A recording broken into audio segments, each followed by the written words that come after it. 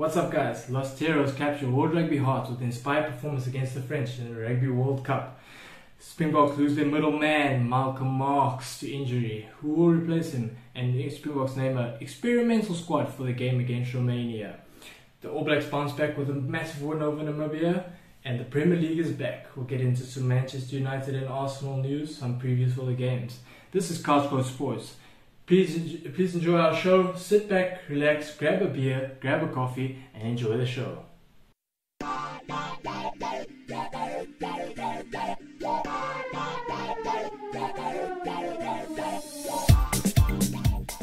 Welcome, guys. How's it, Bjorn? How you doing, brother Nero? Brother Nero. I'm good, thanks, my brother. How are you? How's your week been?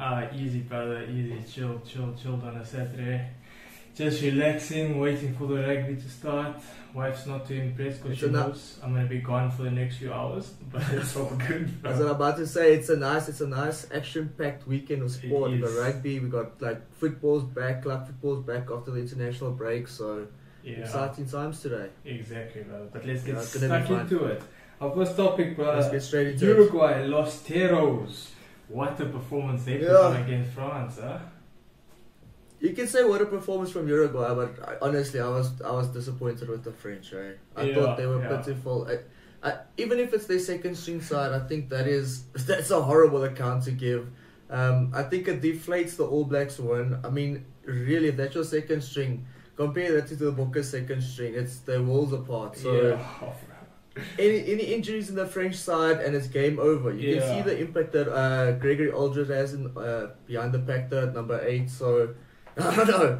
I'm a bit worried for the French now. I was confident with them going into the tournament, but after that performance against Uruguay, complete minnows, who they should have beaten quite comfortably. Yeah, I'm worried for the French. Yourself? But maybe Uruguay aren't that bad. So they scored some nice tries. They had some good structure. No, bro. No, they got lucky. It was a nice try, but it was also, did you see it bounced quite a few times off the guy's knees, and it just happened to fall straight in his path. It was like one of those. It's their moment for the tournament. It's the Uruguayan skill, bro. It's the Uruguayan skill. Nah, it's not luck. Luis Suarez 2.0. Nah, bro. I think honestly, I think it was a bad French display rather than a Uruguayan performance. I don't think the Uruguayans that even played that well. Compare. What do you think the All Blacks or the Boca would do to that Uruguay side? Yeah, bro. Yeah. Fair enough. They would thump them. Look what New Zealand did against Namibia. Yeah, we'll move on to that. And that's an All Black second string side. I think the French side would do exactly what they did against Uruguay. I think they would struggle against Namibia. We'll have to see, but I think they're a lot better than we give them credit for. But I think an inspired performance, helps a lot in terms of getting them over the line and keeping them. It was their first match, so maybe that does count. It was their first match. A little bit more fresh, Yeah. Yeah, but where do you think that leaves France? So you think that's them? That's the World Cup. Well, was a they're obviously they're gonna qualify top of their group after the All Blacks win. The first team is still obviously world class. So if they can get their first 15 going, Thomas Ramos, these types of players, Dupont obviously makes a huge difference. So I think the French, if they can play their first team and then no injuries, not like what happened with us with Malcolm Marx, which we'll talk about later. But yeah, I don't think if they don't pick up any injuries, I think they'll be fine. But like I say, if any of these second stringers have to come in, good luck to the French, because I think the Boca can survive injuries, the All Blacks can survive injuries, even England can survive injuries. But the French, I'm worried with the second string after the performance I saw against Uruguay. Yeah, no, definitely not what they were expecting, not what the world was expecting, and definitely not what we were expecting. I think your prediction was 90, mine was 70. I thought they were going to kill them. If you look at traditionally throughout the World Cups, there's always these teams that get thumped. There's always 90s, 80s, 100s. For sure. It's always happened. So you would think it would happen, but I back the Boca to actually pull it off tomorrow and get a U. Yeah. We'll move on. All Blacks scored 11. Exactly, we're going to move on directly to the All Blacks now. Yeah. I think what All Blacks saw, I don't know if you saw their mood before the game, bro. You could just see they were G'd up, almost like they don't want to, what happened to France, they didn't want to risk any of that, bro. Like we said. No, the thing with them is that they can't risk any problems anymore because of the French loss. If they lose, if they make another loss, if they pick up another loss in this tournament, it's game over for the All Blacks. Exactly. From that game, bro, we spoke highly of Namibia and their team. In that game, they just didn't look like they were there, huh? There was nothing. I mean, they got 3 points out of the match, so honestly, they don't have much to show. But I think what we said about how bad the French performance was, I think Namibia also stood up against a very tough All Black side. I think they were, like you said, I think they were geared up for it. Damien McKenzie was on fire. I think Bowden Barrett was good. But then again, you have to take the opposition into account. But that's a good thing for the All Blacks because going further into the tournament, injuries do happen. We saw with Malcolm. So these things pick up. So you're going to need to have people that can come in and fill in those positions. So I think for the All Blacks, really good win. Solid win, 11 tries. The players that came off the bench like Rico, I think they did excellent. So I think, for All Blacks, good statement with victory. Yeah, for sure. Scored a lot of good tries. And they pretty much stuck to their structure. The weather wasn't great, but they controlled the game at all points. And even the defense in their own 22. It's impressive to see that they didn't leak any tries. It's not like Namibia played too horribly. They still stuck to their structures, but obviously the level of quality is just very different. But credit to the All Blacks. They bounced back very well, and I think they'll be looking forward to the next few games, For all our fantasy team players out there, though, Damien McKenzie, 26 points in the match. What a performance from him at the 10. Yeah, for sure. He had a good performance. What do you think? Experienced, versatile player. Obviously, that's gonna help the All Blacks out in the latter stages of the competition. For sure, bro. I wouldn't be surprised if they even switch those roles between Mwanga and McKenzie. Because Mwanga last 2 games was shaky, bro. Going backwards from the was he the starting fly off in the Boca game as well? Yeah. So you see, that's not he good. He struggles when there's the forward pack's going backwards, and when McKenzie's in that situation, I think his footwork and his speed help him out quite a bit, and he's technically obviously very sound. But that extra bit of flair gets him out of bad situations. So there's an interesting battle that's going on there for that starting 10. They could even just move Bowden back, but I don't see them doing that now. But what do you think the situation with Jordy is, though? Do you think once he comes back and he's flying, you think they'll maybe switch it around a bit, experiment, or do you think they'll just revert back to the traditional stuff when the big boys come around, the traditional backline? I'd probably see Jordy filling in at 12. I don't see anything particularly amazing from Leonard Brown and Havili. So I think Jordy would probably slot back in at 12, maybe 15. Who started at 15 last week for them? At 15 for the All Blacks. Bowden. So Bowden will keep his position. Exactly. So I think Jordy will probably 12 is the only position where they're not looking absolutely perfect. As they like to. So I think Jordy in at 12, it just gives their backline that bit of a more speedy, controlled look, Bowden with Rico. And Jordy and Rico next to each other as well will help a lot. It's big size that you got in the middle of the big park. boys, good speed. It helps defensively as well. Yeah. They can help with the rucks, and Jordy can kick the long range. Exactly. So I think New Zealand, they definitely, even though they lost, we saw in 2019 what happened with South Africa when we lost our first match against them. We ended up winning the tournament. You can never count them out. Their qualities, they just always such a quality filled side. I think they do excellent in all facets of the game. I think they're good at passing, good at running. I think they're just a really quality side. So I think you can't count them out. Yeah, for sure. They could easily win this World Cup. We'll see in the quarterfinals where it looks like we'll play them. Yeah. Let's move on to us, bro. Big news came in this week. Mr. Malcolm Marx, my player of the tournament, injured and out of the World Cup. It's just such terrible news, bro. Not only for him, but for the whole of South Africa. I think it's when that news came out, you just see all the news stations just pumping it no. Yeah. So big loss there for us, huh? I mean, he's arguably the best hooker in the world. So for sure. You lose so much when he's actually not playing defensively at the breakdowns, line out time. Like you even said, we backed him to score a few mauling tries this tournament. Yeah. And unfortunately now for that, with this injury, picked up the ACL. We're not going to see any more of him. I think Bongi's going to be an adequate replacement. Yeah. So I'm not too worried. I'm not too worried with the backup coming in.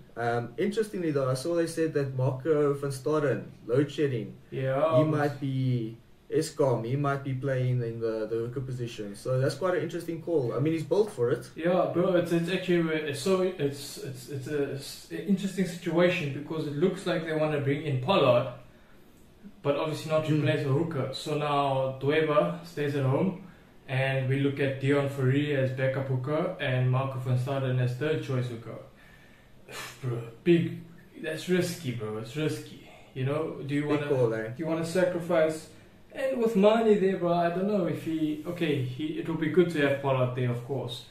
But are we really that worried about the way Mane is playing that we need to bring in a fly-off just for his kicking? Someone that's undercooked. Let's remember, he hasn't played in a long time. He's undercooked. And so we're going to sacrifice, potentially sacrifice a replacement on hooker.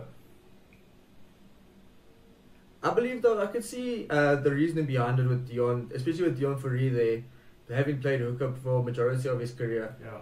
And if you consider that Dweba is the only option we have left, I wouldn't really go with bringing in another hooker, to be honest with you. Yeah. I think Joseph Dweba is a good player, but I don't think he's going to offer more than what Dion Fourie could offer in the hooker position, to be honest with you, at this moment in time.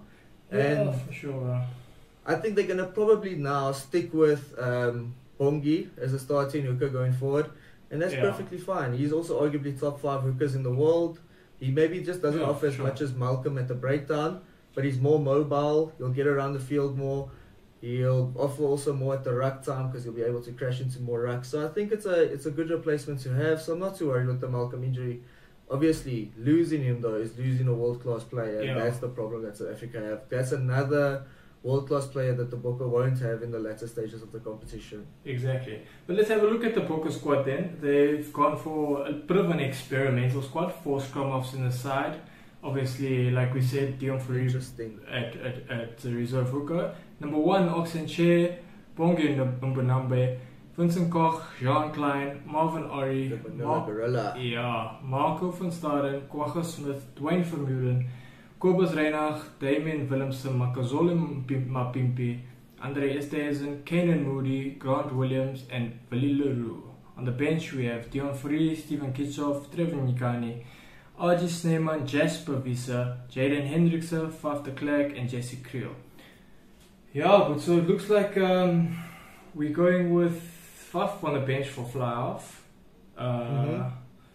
Who else is there? I saw him running lines this week. I saw him running lines at 10 this week. He's played there before as well. Yeah. He substituted there. He actually started playing there a little bit when he was still during his days at the Lions. I remember he would substitute a little bit for Alton at the end of matches. So not a bad call. We've seen this before though. Nohamba, that's also at the Lions. Sanele Nohamba, he's played fly-off before as well, substituted a little bit there. So I don't think it's a bad call. Grant Williams on the wing is an obvious choice. I mean, with his speed. Yeah, like I said, bro, interesting to see him there. It's obviously not. He's probably gonna score 3 or 4 tries. No jokes, because he's just so fast. If he has any bit of space, he's gone. That's a try. Yeah, bro. It's an interesting experimental squad. Obviously, we're not playing against any big teams, but it's just for our own entertainment. It's gonna be fun to watch, you know. Yeah, I agree with you, and I think having to see these players go into different positions and just trying something new will be fun for the entertainment of the fans. Exactly. I'm I hope that Dion gets us quite a few minutes on 2, just to give him some time there, just to become a little bit acclimatized to the position. Yeah, just to get his neck ready. Look at what he's doing. It's like just scrums, before the scrums. Exactly, they haven't called. International scrums are completely different than in your Super Rugby level. Even I mean, when it comes to this international scrumming, your neck needs to be so strong. I know they were talking to Marco van Staden even about that. Exactly what you said about the neck. Yeah. But fair enough, bro. If you're training against the Bokke at hooker, that's probably the best place to get acquainted to the position. You know, if you scrumming against front rows, exactly. If you scrum one week of scrum training with those boys, but you're not gonna feel anything more than what they're gonna give you. So. You're gonna get smashed. You're gonna get smashed up time after time. Just like our guys when they do more training, bro. They get stuck in there. It's like us backs just stand, run, and pass. Bruh, these guys, when they're done there, they come out, their faces are red. They just not having a good time, bruh. I imagine that now, like times a million playing for the poker. And say, wake up in the morning and say, but listen, today you're gonna scrum on hookah. You know those guys are serious, bro. That's the thing, you know they're serious. Bro, that is they take the shit serious, bro. Yeah, bro. But let's move on then, but before we move on, just one player to look out for. I would say is the flank Kwagga Smith. Of course. I think with his running game, with his ability to not get taken down, always beating the first man, I think we could arguably see a few tries from him as well. Don't count him out to not score a hat-trick or maybe even more. Yeah, no, I fully agree, bro. 7 speed and he's just such a workhorse, bro. He's also playing for his spot there, bro. I think he's not happy with just these small games and maybe chilling on the bench, bro. Of course he wants to get stuck in, you know? No. Hey, bro, the Premier League is back, bro. Finally, you know, these international breaks are so short, but they feel so long. I hate it, bro. Yeah, so obviously, it's honestly the longest time for me. Yeah, obviously we're not gonna be talking too much about the other teams. We're only gonna be talking about our teams. The Arsenal, bro. You guys are up against Everton. We got Everton away, so we're playing Goodison Park. So you guys are definitely losing that one. Yeah, I'm sure. Just because we lost last season. No, bro.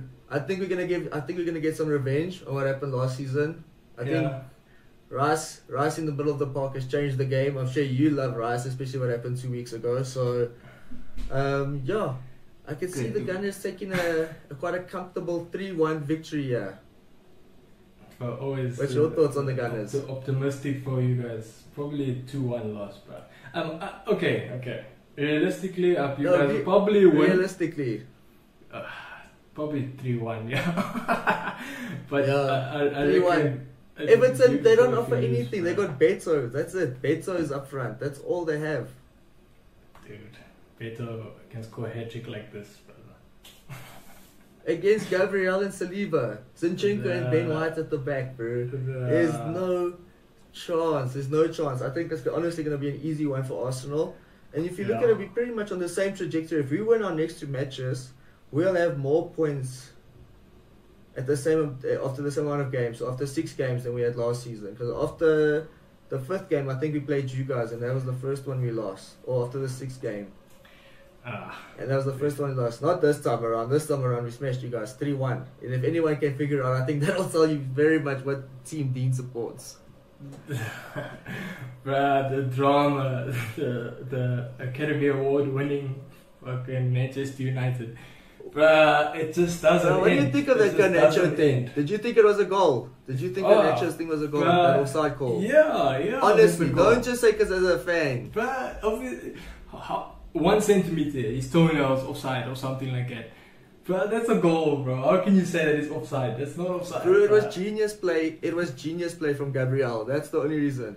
The way he contorted his body like that to keep Garnacho offside, I thought it was brilliant. You guys dodged the biggest bullet there, bro.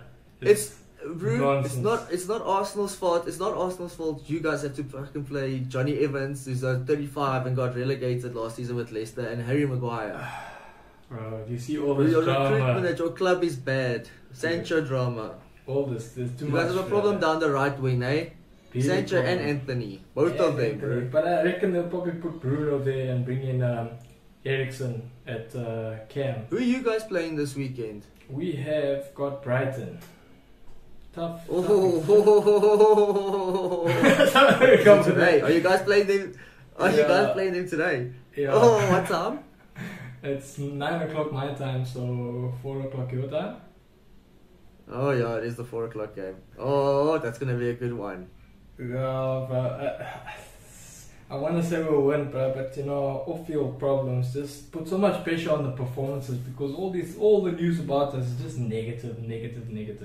And you know, when you put under that negative scope, that's all that comes out on the field. It's just negativity. Isn't this like hereditary at United now at this moment? Like every manager, it seems to just happen right now. It boiled down from the Glazers. I mean, last season it was Ten Hag.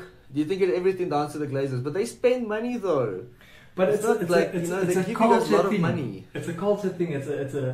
a decade long, even longer than a decade of bad culture coming down from the team. The way they handle the news, bruh, this kind of thing should never be like as big as it is, bruh. All these problems come from, obviously, okay, United are the biggest team, so their news is like the most looked at and things like that. But the way they handle it is just it's bullshit, bruh. Then they just put us in a bad situation now.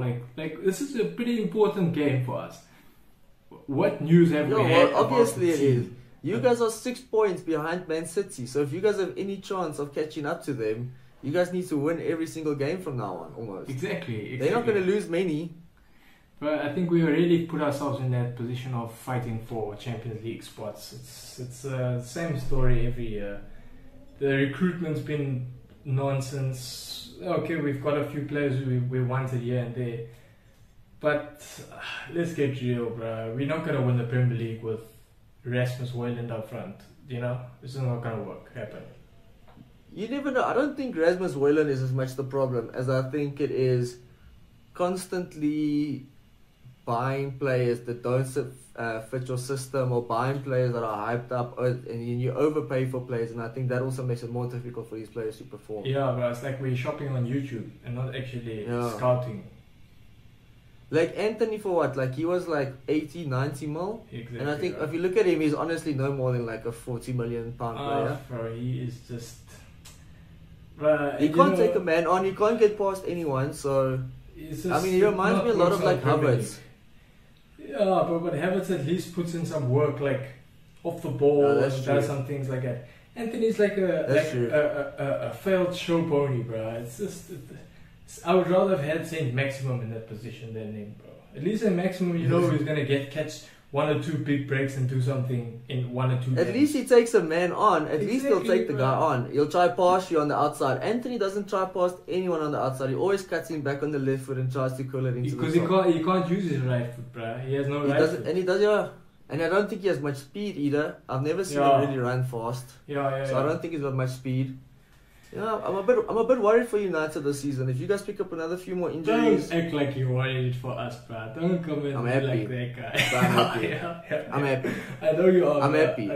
I'm so disappointed when I heard the news this morning that Lindelof and Lisandro Martinez, they're back. They're both back. I was like, oh no. I was ready for Evan Ferguson feast show. I thought Evan Ferguson, 18-year-old, like new Alan Shearer / Harry Kane, I thought he was going to have a field day against Maguire and Johnny Evans this weekend. He would have, bro. I don't know why we didn't buy this guy, bro. That's like, I think of Rasmus and, but even Kane going to Bayern. Like, why were we just so like just nowhere, bro? Okay, I understand money-wise. You guys even missed out on Rice. You guys missed out on Rice. You guys were 100% interested in Rice. Yeah. But it was like just everything with your recruitment policy. But also, to be honest, I know you like him a lot, but I don't back Ten Hag that much. I think he's a good manager, but I don't think he's like as elite as everyone makes him out to be. I think he's gonna be like a Pochettino, get you guys top 4 around. See, I think that's his level. We'll see.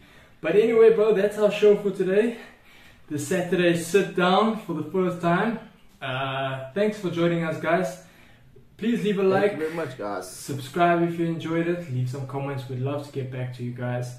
And until next time, cheers.